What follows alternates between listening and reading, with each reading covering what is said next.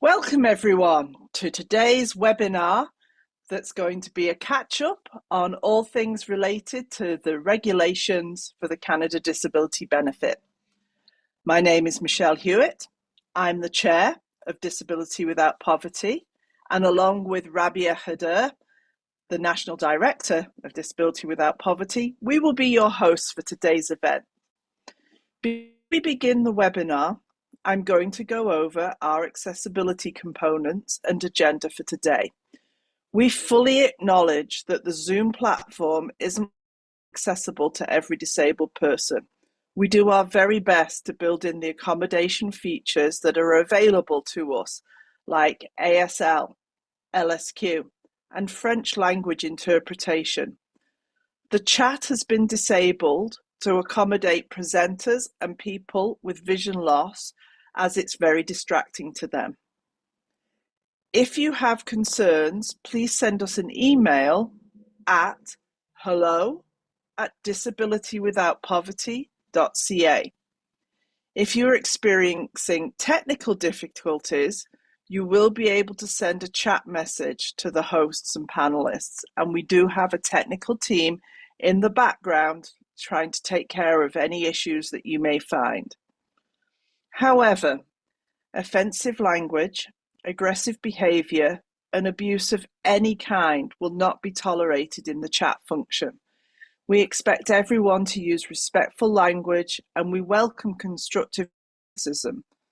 Discriminatory, offensive, and abusive language will result in individuals being removed from the webinar.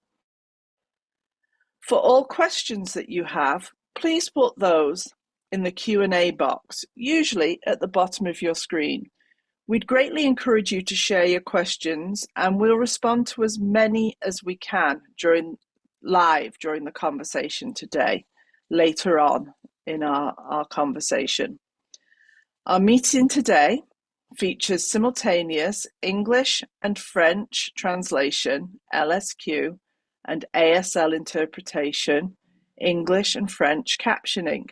Please take a moment to adjust your settings as appropriate. First, please select your preferred language, English or French. You do this by selecting the interpretation option on your Zoom menu. Once you select this option, you will not need to change language settings again during the presentation. You must select a language, even if you want to hear in English, if you're using or tablet. You can find language interpretation options under More. For those who require ASL or LSQ interpretation, we will be spotlighting those components throughout the presentation. No need to do anything. These will automatically remain on your screen. To enable captions, select the Captions option on your Zoom menu. If you would like to adjust the size and placement of these captions, you will need to go into your Zoom accessibility settings. For those of you who'd like to access French captions for the event today, please click on the link that has been put in the webinar chat box to access these online. If we can support you through this presentation, please send us a message in the chat box and somebody will assist you. For any additional settings, please go to your personal Zoom account settings or your in-webinar audio settings for more customization. So, to summarize, our accessibility options. Please select your language using the interpretation option. Enable captions if required. And finally, make sure to share your questions in the Q&A box. Our team members are on hand to help you with any technical difficulties you may be experiencing. So good morning, everybody, and particularly good morning to Rabia. How are you today, Rabia? Good morning, Michelle. Just to first and foremost do our land acknowledgement. Sorry, Rabia, yes. I am Rabia Khader. coming to you most recently from the territories of the Mississaugas of the New Credit, offering gratitude and thanks to our First Peoples, Indigenous, First Nations, Métis inhabitants of Turtle Island, recognizing that these lands are occupied and we are settlers. We are eternally grateful to the ancestors for protecting and preserving this land, and we are committed to truth, reconciliation, and disability justice for everyone on this land and all lands around the world. So, So Rabia, I'm thank doing you. great, Michelle, and I hope you are too. And you are coming to us from? I'm coming to everybody from Kelowna, the land of the Okanagan Silks First Nation, of which I am very grateful to be here as an uninvited settler. So, good morning, Rabia. Good morning, everybody out there from wherever you're coming to us from. And today we are going to provide you all with an update as where we all are on this CDB journey, and particularly as it relates to these things called regulations. Rabia, you want to start with a bit of an update? Yes, that's exactly why we're here today. And so just to really quickly high level recap the journey as to, where we are today and where we've come from. Remember that little promise in the September of 2020, the federal government, the prime minister in his throne speech said he was going to lift disabled people out of poverty with the Canada Disability Benefit. Well, we fought long and hard and we got the act passed through royal assent last year. They finally started with the regulations process. And that regulations process, before it was announced, actually came the budget. And we all know our reaction to the budget. So few money for so few people. Up to $200 a month for those who qualify. And they tied it to the disability tax credit, which is exactly what we expected. No surprise. We don't think it's the best avenue for delivering the Canada Disability Benefit to disabled people living in poverty, but that's the convenient tool that the federal government has at its disposal to deliver the Canada Disability Benefit, or CDB, as we lovingly call it, to disabled people who meet the eligibility criteria. So we're here to talk about all this good stuff because so much has gone on. And of course, all of this is packaged in this draft regulations that have been published that they're asking for our feedback on, and our feedback is due by September 23. So just a little... 2 weeks today. Yeah, 2 weeks exactly today. Yes, 2 Which weeks today. And which is why we're here today to say to you, if you have not sent in your feedback to the regulations and you do not know what to do not panic. We are going to help you through that today and give you some resources, both in the chat.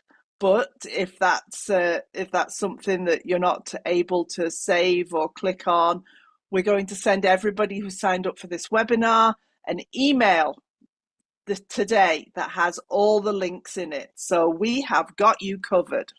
We are going to any links that we are going to give out today. We have got it covered. And so, in this journey, Michelle, what we've done is actually we've done a bit of a roadshow.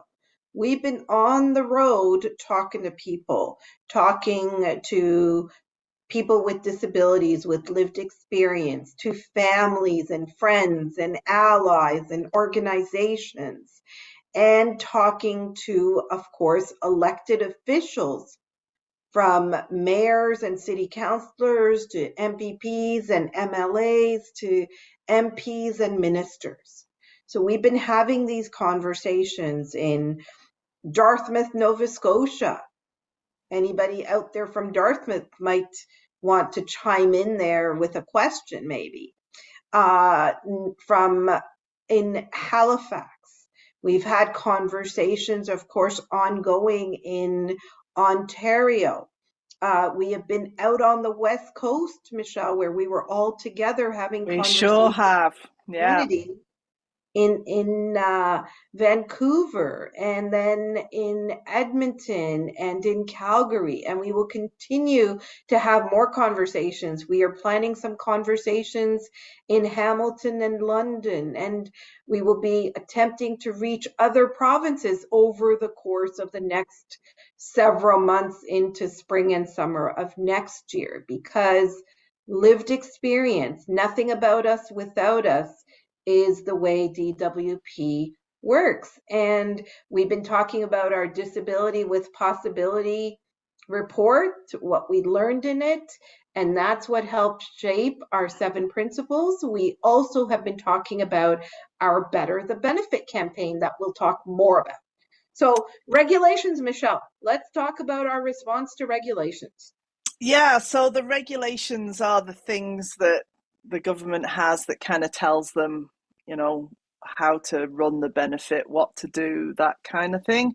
And so the process that we're in, it's all very formal. And at the moment, we're all being offered to give our response to something that's called the Canada Gazette One. It's the government's newspaper where they publish these things. So what we decided to do, given that we had been told by everybody what they thought about the Canada Disability Benefit and how it should work, we decided that we should make our response to the regulations fit the 7 principles that had been told to us through all of those responses that you kindly gave us, whether it was from the questionnaire that you took part in, or whether some of you, up to about 300 people, took part in our peer-to-peer interviews. And out of all of that information, as we've talked to you about this before, we had these 7 principles, which very quickly are urgency, dignity, the added cost of disability, inclusive eligibility, a simpler application, a fair benefit, and keep disabled people involved. So we decided to go through each of those and take what we had learned from the regulations and what we were being told and fit them to each of those 7 things. So, for example, our first one is urgency, and our response is that the timeline says that.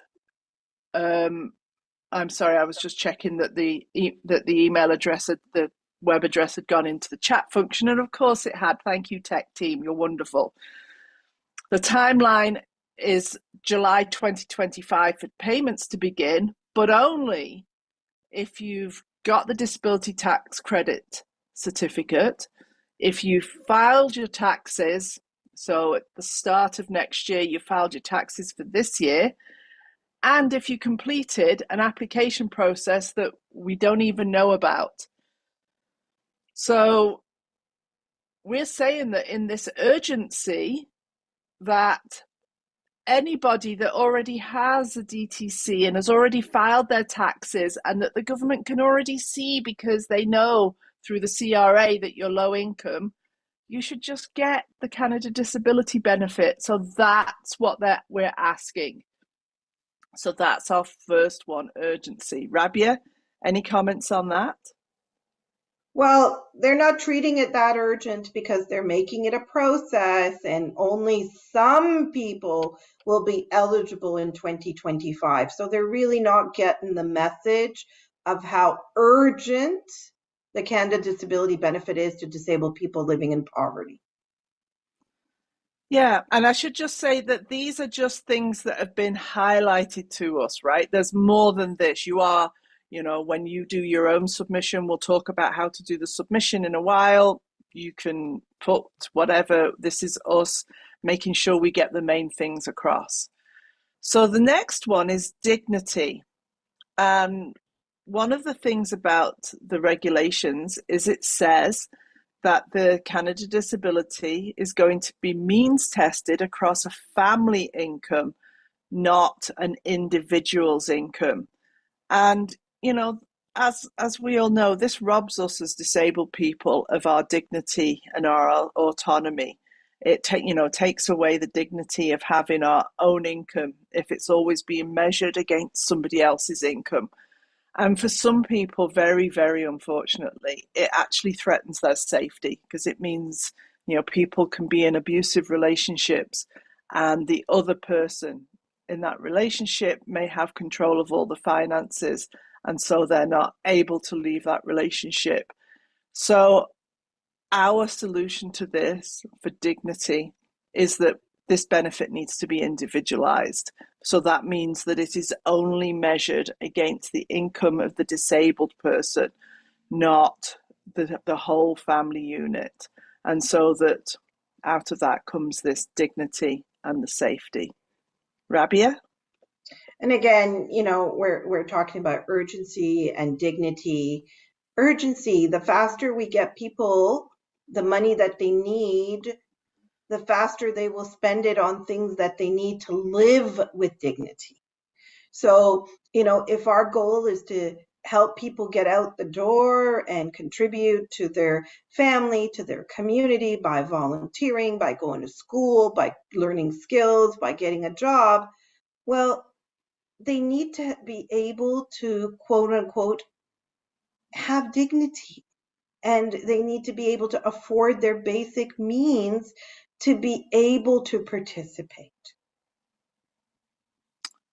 So that's number two. We're just going to go through our 7, and then we will talk about how we can make how you can. I'm so sorry. My mind isn't my thoughts are scattered this morning.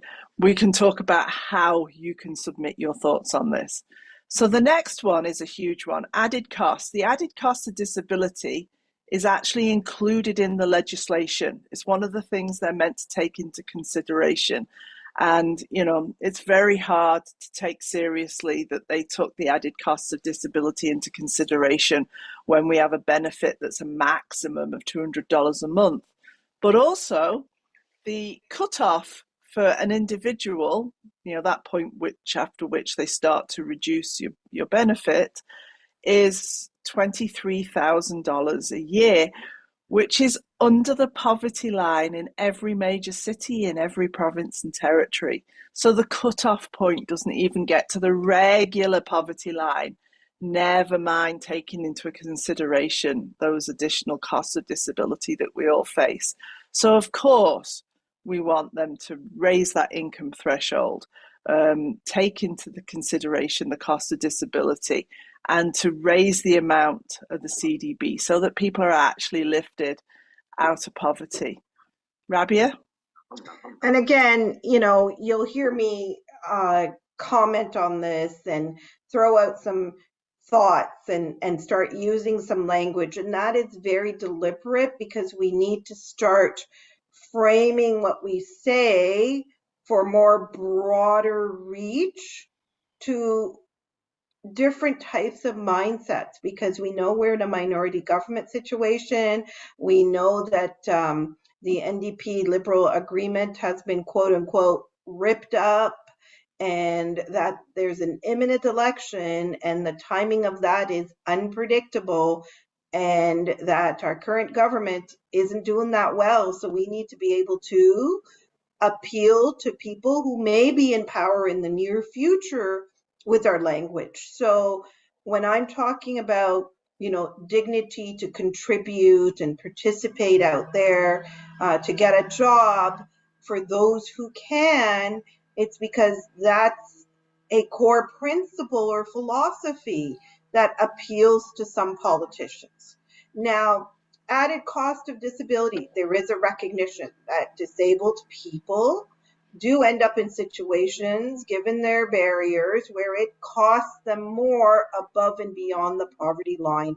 That is in the legislation, but what we have to impress upon is it is basic necessities. The added costs are basic necessities. When we give disabled people more money, it doesn't mean that we've, encourage them to sit at home. It means that we are giving them what they need to get themselves out the door for their basic needs. So Michelle and I know that it costs us more. Okay, I may be employed and earning. I don't live in poverty today, but I know that I coulda, shoulda been at certain stages in my life. I may have qualified under that. I did, in fact, receive ODSP. I had the luxury of having parents.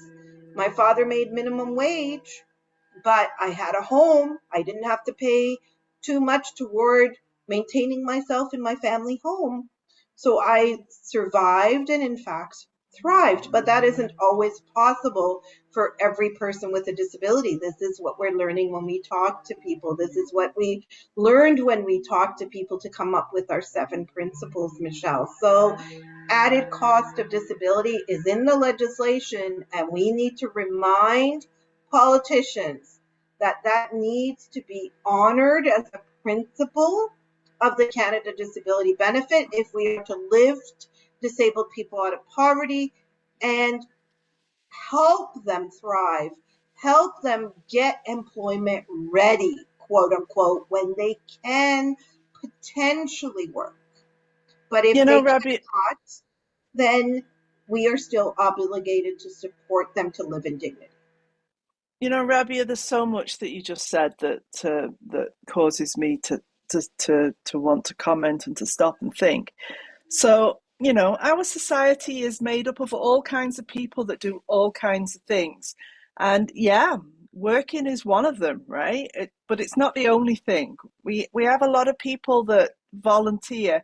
We have a lot of people who are out there as just good neighbors, I shared with Rabia not long ago that my 81-year-old mother walks the dog in the morning, and a lady came running out of her house and said to her, I want to thank you because you're the only person, you either say hi to me or you wave to me every time you go past, right? And so my mom, being a good neighbor, makes a difference to that person's life. Well, we know as disabled people, if we are barely surviving, you know, we we're not thriving and we're not able to be those good neighbors in all of those ways. And our society needs all of that. We need people that are, looking out for each other, and we need people that are volunteering, and we need people that are working.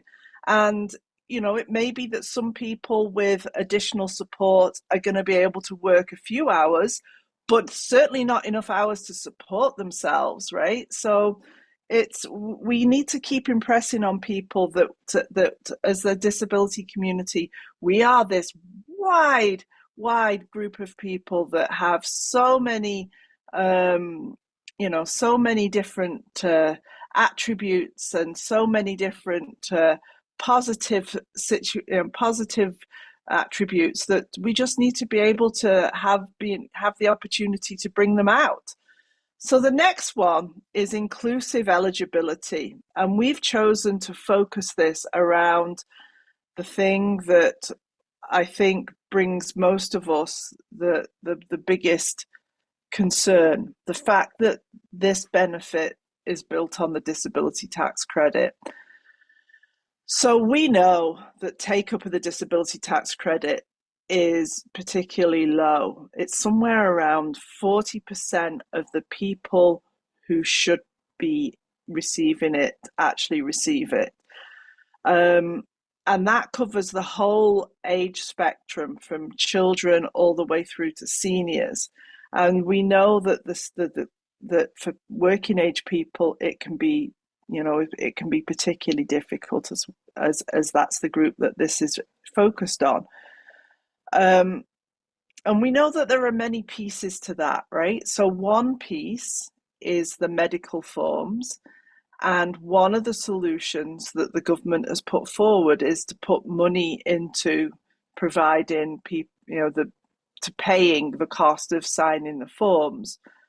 But I know that, I live in BC, a province of 5 million people, of which 1 million of those 5 million do not have a family doctor. So if you do not have a family doctor, then it doesn't matter how much money they're throwing at the situation. There's nobody to fill that form in. Unless, if you don't, there are other people. It's um, a PT, an OT, a nurse practitioner, a family doctor. But if you are not connected to any of those people on that medical list, it doesn't matter how much they say they will pay to have the form filled in. You're not getting the form filled in. But then the other part is these forms go off to the CRA, and we don't quite know what happens when they get there sometimes. That it's a bit of a mystery that people get rejected or they get put on a temporary Canada disability tax credit, and we don't know why, right? I mean, if you're somebody in that situation, you don't quite know why that is. And it's very scary to be on a temporary one now that this disability tax credit is the access for a number of benefits, but including dental and now the CDB. So, our solution is that automatically enroll anybody who is already getting a federal, provincial, or territorial disability payment onto the DTC. If we have already jumped the hoops once, whether it was for ODSP, whether it was for, we just call it PWD here in BC, AISH, you name it, we should not have to jump a hoop again, right? Like it's that lack of dignity in forcing us to do these things again. There is, we're currently asking as well, because the government's own figures show that they only expect to get 300,000 people, but there are 1.5 million working age disabled people with a disability severe enough to get this benefit. And so we want to know how they're going to make that gap up between the 300 and the 1.5 million.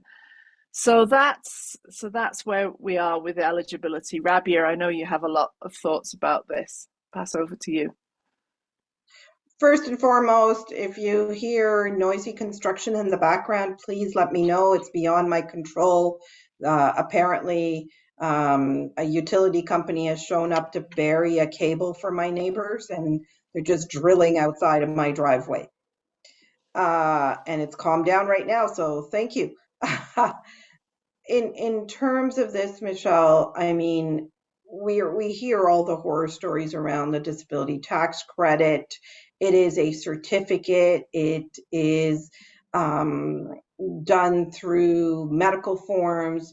We have, of course, asked for that automatic enrollment piece, which would really, really help a lot of people. And a lot of people who don't have the disability tax credit are the ones who don't even feel that there's any value to filing taxes because they have zero income beyond any government benefits, or they live in group homes and in other congregate care settings where they haven't had the supports or even know about the disability tax credit and what its benefits might be to them. So that piece hasn't been done. We, again, around this whole inclusive eligibility piece, it's hard for people if they don't even have a family doctor to go to get this piece completed. So, we know, again, urgency, dignity, added cost of disability, inclusive eligibility, Michelle. All these principles are intertwined, and we need a robust Canada disability benefit that gets to the people who need it most as quickly as possible, barrier free. That's all I need to add at this time. Yeah, and then our next one is a simple application, which we've touched on, right? That we already we already have people that we know that do already have the disability tax credit will have filed their taxes and are low income. So why are they having to do another application process? The government has this whole situation where they're meant to be making it easy for for everybody to apply for any type of benefit, so barrier-free processes, and this simply isn't that. So um, we think that those people should just automatically be enrolled, and that's the questions that we're putting to the government. And because we've talked about that, Rabia, and I'm looking at the time and I see how many questions we've got coming through, I'm just going to keep moving. So the next one is a fair benefit. And so, as Rabia said at the start, Budget 24 set the amount at, coincidence, $2,400. I never realised that. $2,400 a year, $200 a month as a maximum. And it doesn't bring anybody on a provincial or territorial disability benefit even close to the poverty line in any province or territory. And as we mentioned, they say that, say that you're somebody that also gets maybe an insurance policy or something from like a workplace accident or something, and it takes you to a total of $23,000 of a year, and then that will start to be clawed back. So this is just not acceptable. This is in 2024. We've said this many times. There should be no disabled people living in poverty. We are an affluent society. We can afford to take care of everybody. And so a fair benefit is the benefit that we were promised in that throne speech in 2020. Rabia? Yeah, and nobody finds this benefit fair, the $200 a month. It actually, the $200 a month are only going to lift disabled people out of poverty to that, not even out of poverty, but to the income threshold that they have set, are already the folks who aren't in the worst of poverty. There's no hierarchy of poverty. I'm not, talking about that. Like poverty is poverty is poverty. But when the government claims that they're going to, get people lifted out of poverty, they're really the ones who are already close enough to that magic number. Yeah, and a dollar over the poverty line is still the poverty line, right? Yeah. Let's not. And as we said, cost of disability isn't taken into consideration here, and there's so many problems with the way the poverty line is calculated. And I just the promise that we were given and the language within the legislation itself is that all of these things were going to be taken into consideration. And while on day one, we may not have expected to be, everything to happen at once, we certainly expected more than More. this and to be closer. A lot. So, yeah. So that's where we're asking for a fair benefit. I don't see that anybody can see that that's something that shouldn't happen. And then number 7, which kind of will lead us into what we're talking about here, is keep disabled people involved. We are the experts in us. We are the experts in how we apply to things, what we find difficult. We know how these programs work. We also know all of those little individual situations where if you do this, then that impacts me in this way. that they may not have thought about. So, you know, disabled people have felt that their input has been ignored so far, right? We spent a lot of time, all the way since from 2020, telling the government how we think this benefit, what it should look like, and how it should roll out. And here we are again, being asked to give our opinions, right? And I'm a firm believer that if you're asked for your opinion, you give it. And so this is what we're here to do today. And we're here to we're also to tell the government that they are to keep asking for our opinion. And my message to all of you is to keep giving it, because even if you feel that it's not being listened to, it means that we have this record of all of our voices that we can make public and that we can use to create pressure, and that we can perhaps make these gradual changes as it goes along. So we know our mantra is nothing about us without us. And that really is something that we all, I know, keep pressing on the government. Rabia, do you want to just talk about that before we explain how people can get in touch? Well, I was just going to emphasize and roll right into what's next. So, to emphasize, nothing about us without us, folks. Tell your story. I know you're tired of it. That's what I keep hearing from people. We are tired. We are tired. We keep telling them they're not listening. You know what? Somebody will listen. At some point, somebody will listen. We have to have them face us.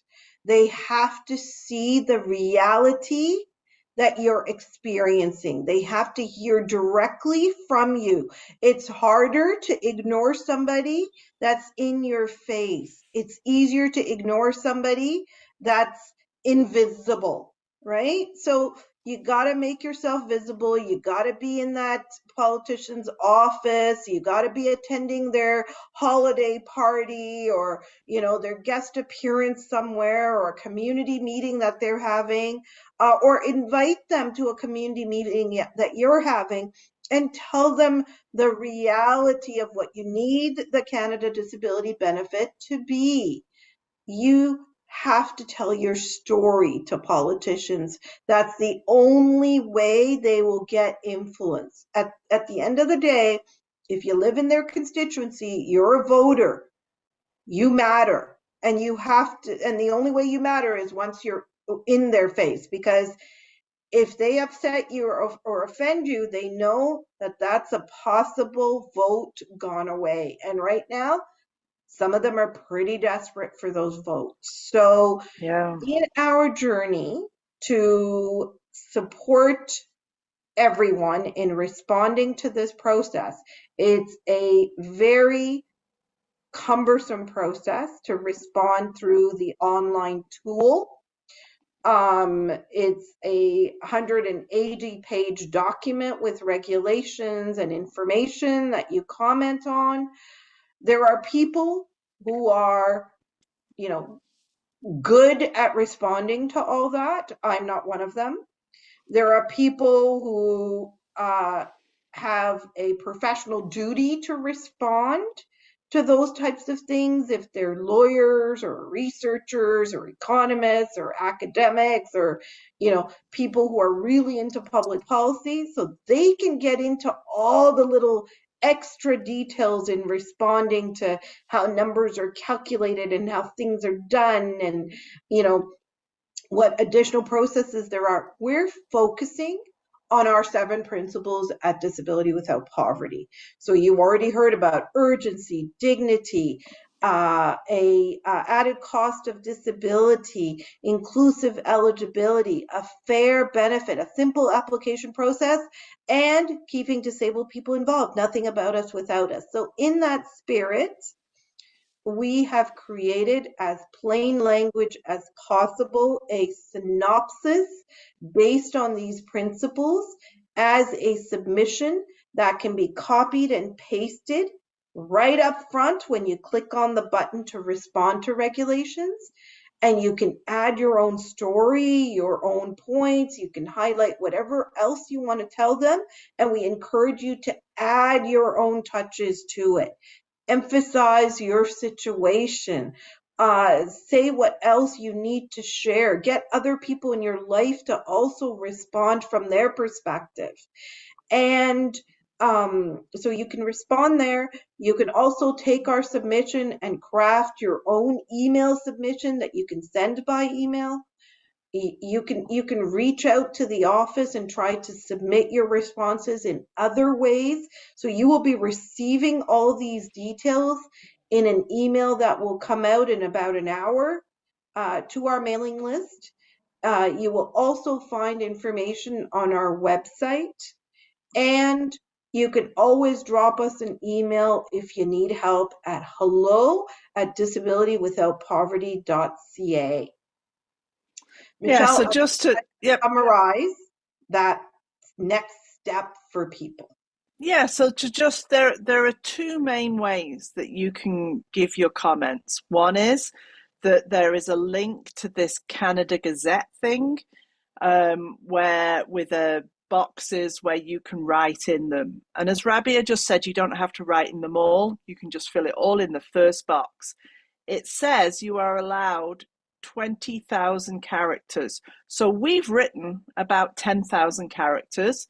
So you know you can write that much as that much again about your own story, or you can just copy and paste ours if that's what you want, or fiddle with ours a little bit, and whatever it is, whatever you want to do, you can put it in there and you can click send. The other thing is you can send it to them by email, and the email is a very complicated, long thing with all these letters in it. So that is why we are sending it all to you by email. You can find all of this information on our website, disabilitywithoutpoverty.ca. If you go to the drop down menu, CDB, and you will see CDB and regulations and everything. So we're making sure that you get this by email and that you can find it on our website. And if you're still stuck, send us an email to us at hello@disabilitywithoutpoverty.ca and somebody will help you out. Did I cover all of that, Rabia? Yes, or go to our website, find our toll-free number, and you can even call. Call us. And if you're somebody that uses ASL or LSQ as your first language, you can record yourself in a video and you can email it to that email address to them as well.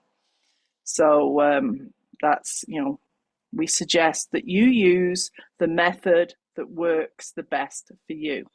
Rabia, I just want to take like 5-10 minutes because we've got like 36 questions that have come in. And I'm trying to skim through them and group them together. But obviously, there's a few of them here that are asking us about now the confidence and supply agreement has gone, where the election comes, if we change, what does that mean for the Canada Disability Benefit? Well, that is exactly what I commented on earlier when I said I'm trying to change some of our language. If we are watching the poll results, we know that we're in for a new government next year, most likely a majority conservative government who has a different sort of philosophy when it comes to payment types of programs. And their philosophy always is they don't want to give money and discourage you from working. And what we're trying to impress upon them is every disabled person wants to contribute. Some cannot due to the barriers they face as a result of their disability, and some cannot because they simply don't even understand the concept of work given their disability. So again, we're looking at that language and we're saying the Canada Disability Benefit is actually a step in the right direction to help those disabled people who want to work and can work. It's not about want to, everybody wants to. Those who can work to go back to school and acquire the skills they need to work, to do volunteer work to build up their resume, to be able to afford those basic things they need to be able to go out and volunteer or even be considered for any kind of position, paid or unpaid. People with disabilities want to contribute, want to work, want to pay their own way. The Canada Disability Benefit is a step in the right direction to help them do that, and they might need a little bit more of it in order to help them overcome the barriers they face to getting and keeping a job. And in the most basic way, to just cover that this is a piece of legislation as it stands at the moment. It is, slated to roll out for July 1st next year. A new government can't change that. A new government can't, without getting rid of without having to go through a parliamentary process to get rid of the legislation, right? So, yeah. Governments can choose to delay, they can choose to change budgets. There's things they can do, but basically this is why last year, and getting royal assent, as it was called, and legislation, that's why it was such a good thing. That because it means that it is a piece of law, right? So it's not something that the next government, whoever they are, can just say it's not going to happen. So a few people, and our very good friend Shelley Petit, I think, has been having conversations about this in New Brunswick, has asked if CDB can be paid straight into somebody's RDSP. I think I'm going to call that one as a no, because I don't think the government is capable of doing that. I just don't think. I don't think our government is able, our processes are. Into the RDSP, Michelle, if I can just kind of comment on that. Yeah. The RDSP is a separate federal government program. They already have a matching component to it, up to $1,000 or whatever it is if you're on a provincial benefit per year, or if you contribute something, then they match it. No, this benefit is meant to be a top-up income support. That's what it is, a top-up income support. It's not intended to be rolled into the RDSP. No. We shouldn't be opening that can of worms. Shelley, I love you, but... So another question is about income threshold. So I concentrated in the things that I said with the $23,000. There is an additional $10,000, and we're just concentrating on individuals, not couples, so that we don't get too many numbers flying around. There's an extra $10,000 on top of that to $33,000 if you do work. So if you have an income, because you are able to work a certain number of hours, and that maybe you get your provincial disability payment, and maybe that allows you to have some extra hours of work on top of that. There is this $10,000 a year built into it, so that it wouldn't start reducing your Canada Disability Benefit until you reach $33,000. It's kind of a bit unfair, right? Because there's a situation that in BC where, a woman, she was working a little bit and she was in a car accident, and then the money came from an insurance plan instead. And that got started to take off. We haven't got to CDB yet, just her provincial disability plan, because it was coming from a different source. So my personal feelings are that it shouldn't matter what source your money comes from. If 33 is good for people that work, well, it should be good for everybody. But, I know other people have different opinions for different reasons. But we're certainly, whether it's 23,000 a year or 33,000 a year,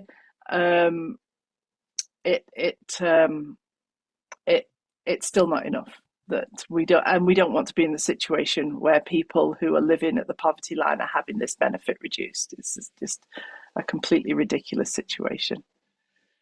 Another question here is that is there conversation about the amount still being raised? So the person says, I haven't heard anything about that. I have my own thoughts on that. Rabia, do you want to talk? I've talked for a little bit. You want to talk about that for a Well, moment? the amount can always be increased by the government in its fall economic statement, in its spring budget. They may attempt to even dangle that carrot at us for a few more votes because at this point, anything they do is no longer philosophical. It's all playing politics to grab votes. I hate to sound like that kind of a political commentator, but that's just the stark reality right now of our democracy in this country, that it's about theatrics, it's about performing, it's about, who can we convince to vote for us by, dangling a carrot. So I'm assuming that there are going to be some some promises coming out by our current government to possibly increase the benefit if they value our vote. But will it actually happen before the election and actually get implemented? Highly unlikely. So $200 a month is maximum what we're looking at right now. Do we need to advocate for more? Yes, we do. And hence our Better the Benefit campaign. Don't forget, hashtag Better the Benefit.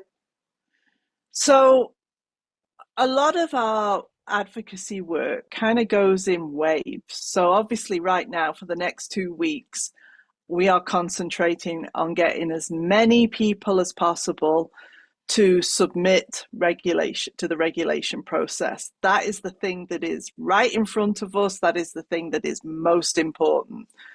Rabia just mentioned, fall economic statement, budget in the spring. So those are times when it's kind of obvious that the government's thinking about amounts of money, and so those are times when we put more pressure on to those areas because it's what they're listening to.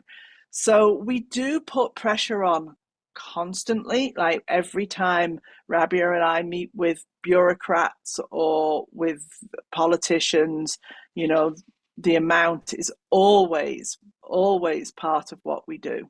There's things we haven't even talked about today so far, things that are so crucial to us, like clawbacks, right? That amounts of money being taken by provincial governments or even federal governments if you're on CPPD and that sort of thing. So there are so many pieces to this. And today we are just talking about getting your opinion in there on these regulations so that it's registered, right? So that people know. So, but we do, we will be putting pressure on raising the amount at times when we think the government is listening more. And as Rabia just said, because we are heading into this election season, whether we like it or not, that is definitely a time when the amount of money is going to come up again. And Michelle, maybe what I can highlight here, Michelle, is that Michelle and I, we presented to senior bureaucrats in the government, senior public servants who are,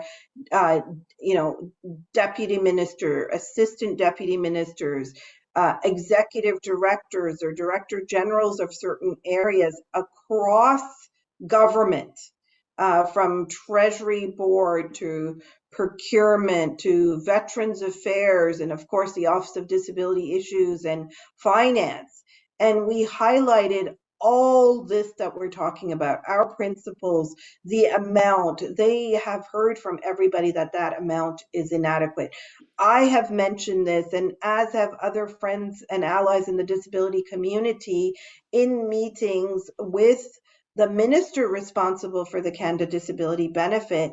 I do sit on the Minister's Disability Advisory Group meeting and intentionally choosing to be there, although I'm not happy with what's happening with the Canada Disability Benefit. We need to be there to remind them that this isn't good enough. So we're constantly reminding at every opportunity what disabled people need in this country to get them out. Yeah, and I think it's important that, to thank the individuals and organizations for and of disability that have come together over the last 4 years to work on this, right? We are not alone in this. We are all working on this together. Sometimes we have different points of view, but we are all, I keep saying, we are all fish swimming in the same stream with the same goal of getting the best CDB that we can. Rabia, I am moving us on to what's coming next. So our DWP report card. Rabia, you have 30 seconds. Go. Well, there's a report card coming, Michelle. There's a new website coming for DWP, fresh and looking good. Michelle, there's your podcast. Tell us about that. Well, as we have talked about previously, our Shape the CDB report really came out with this sense of possibility, disability with possibility, how disabled people live their lives with great possibility and energy. So we decided to turn that into a podcast. So alongside all of the work that we do to advocate, we wanted to showcase disabled people. And so Amanda Lockitch and I have, for our first season, interviewed 11 for 10 different shows of people. We started off with somebody famous just to try and bring in as many non-disabled people as we could. But after that, it's all regular people that some of them you may know, one of whom at least is on this call because we've already mentioned her name, Shelley Petit. And if you ever wanted to know anything about living with multiple chemical sensitivities, that is the episode for you. This woman is amazing. So those are going to start on Tuesday, the 24th of September. One a week is going to come out, and it's very different from our other work because we just wanted to highlight a few stories, and we will keep, as I say, we worked on our first group of 10. We're very new to this. We don't really know what we're doing. Amanda and I, if she's listening, hi there, sidekick. And we will keep rolling with more people's stories after that. Back to you, Rabia. Definitely know what they're doing, and all of this is only possible through all the support that we have gotten through the Maitrey Foundation, through McConnell Foundation, through Calgary Foundation, through Vancouver Foundation, Toronto Foundation, Hamilton Foundation, Maple Leaf Center for Food Security, their foundation. Lots and lots of people have been very, very generous to us to make this work possible. We acknowledge all of them. We acknowledge our partners group where we sit together with our union friends, with our food sector Centers, friends, with our corporate partners and other philanthropic partners, et cetera, and of course our incredible team at DWP, including Amanda, Jaden, Harshita, Kat, Dawn, Jan, Omar, Janet, Lisa, Amy, to say our team on the ground and our board of directors. And of course, don't forget Sabrina. Of course, I was saving her for last. Okay, and you, Rabia. Awesome, Sabrina Latif, and our board of directors, chaired by Michelle, Luca Petuelli, Minu Sikand, Ali Mohammed, and Elizabeth Lowe. So we have a lot of people in the DWP machinery with a lot of lived experience, a lot of heart, a lot of soul, ameliorating and it's about us without us. We're at the top of the hour, and Rabia, we are out of time. So you've heard us mention our website, our email address. We are on Facebook, Instagram, X, Twitter, whatever it's called, find us, send us a question, and somebody hopefully will be able to answer it. MJ, I just said, why don't you answer my question about physio? Those types of things are really individual, and I'm sorry, we just can't get into that. It's not something that we can answer in this. We've had 60 questions come in and we're doing our best we can. So I'm so sorry. I don't want you to feel that you weren't heard. We're Rabia? constantly listening. We are constantly listening and constantly looking for new ways to be more in touch with you. Stay tuned for possibilities at DWP. Thank you, everyone. And thank you to our accessibility support team and our tech team and our friends at Plan Institute.